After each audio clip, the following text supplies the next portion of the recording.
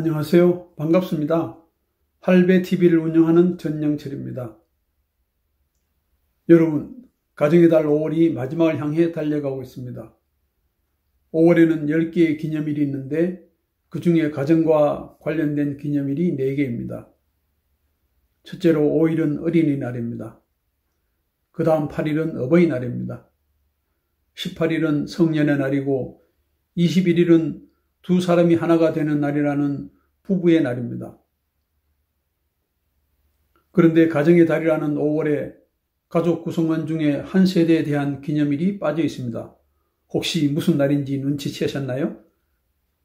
어린이, 청소년, 어버이, 부부를 기념하는 날은 있지만 조부모와 관련된 날은 없습니다. 어버이의 사전적 의미는 부모님입니다. 그러다 보니 어린 아이들에게는 작은 혼동이 일어나고 있습니다. 외손녀가 초등학교 2학년에 다닐 때였습니다. 학교 수업을 마친 외손녀가 예쁜 종이 카네이션 2개를 들고 집으로 돌아왔습니다. 아이에게 무엇이냐고 물으니까 아이는 어버이날에 엄마와 아빠에게 줄 카네이션이라고 대답을 했습니다.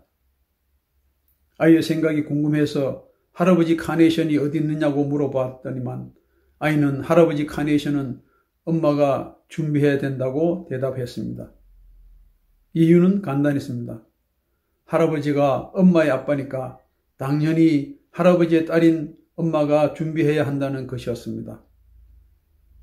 자기는 세상에서 할아버지를 제일 사랑하지만 할아버지는 자기의 어버이가 아니기 때문이라고 했습니다. 어버이날에 대한 아이의 생각이 맞는 말이지만 한편으로는 아쉬움이 남는 말이었습니다. 요즘 우리나라에서 맞벌이 가정의 자녀 중 60% 정도가 조부모의 손에서 자라고 있다고 합니다. 부모가 직장에서 일하는 동안 조부모가 아이들을 돌보며 키우는 것입니다. 노년의 조부모가 젊은 부모 역할을 해주고 있는 것이죠. 그럼에도 불구하고 아이들에게 어버이는 자기 부모입니다. 어린 아이들에게는 어버이는 할아버지와 할머니가 아닌 자기 부모일 뿐입니다. 그러다 보니 아이들 중에는 조부모를 자기 가족으로 생각하지 않는 경우도 적지 않다고 합니다. 가정의 달 5월의 마지막 날인 31일을 3대가 하나 되는 가족의 날로 기념하자는 제안을 드립니다. 21일을 두 사람이 하나 되는 부부의 날로 기념하듯이 31일을 3대가 하나 되는 가족의 날로 정해 조부모와 젊은 부모, 손주들이 서로를 기억하고 사랑하며 배려한 날이 되었으면 좋겠습니다. 이날에는 멀리 떨어진 자녀들에게 전화를 하거나 편지를 보내는 것도 좋고 온 가족이 모여 함께 식사를 하는 것도 좋은 방법입니다. 조부모는 가문의 아름다운 전통이나 위대한 유산 혹은 자신의 인생 경험을 들려주면 아이들의 삶에 큰 도움이 됩니다. 손주들은 장래 희망을 이야기하는 것도 좋습니다. 미국을 비롯한 다수의 국가에서는 1년에 하루를 정해 조부모의 날로 지키고 있습니다.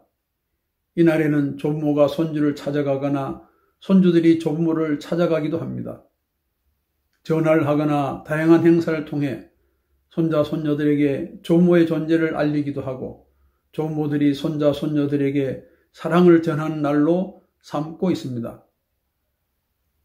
날로 복잡해지고 빨라지는 세상의 변화 속에서 가정의 중요성은 점점 더 커지고 있습니다. 가정이 안정되어야 사회가 든든해지고 세상이 평화로워질 것입니다. 5월의 마지막 날인 31일을 3대가 하나 되는 가족의 날로 정해두고 조부모와 젊은 부모, 손주가 행복한 가정을 이루어가도록 노력합시다.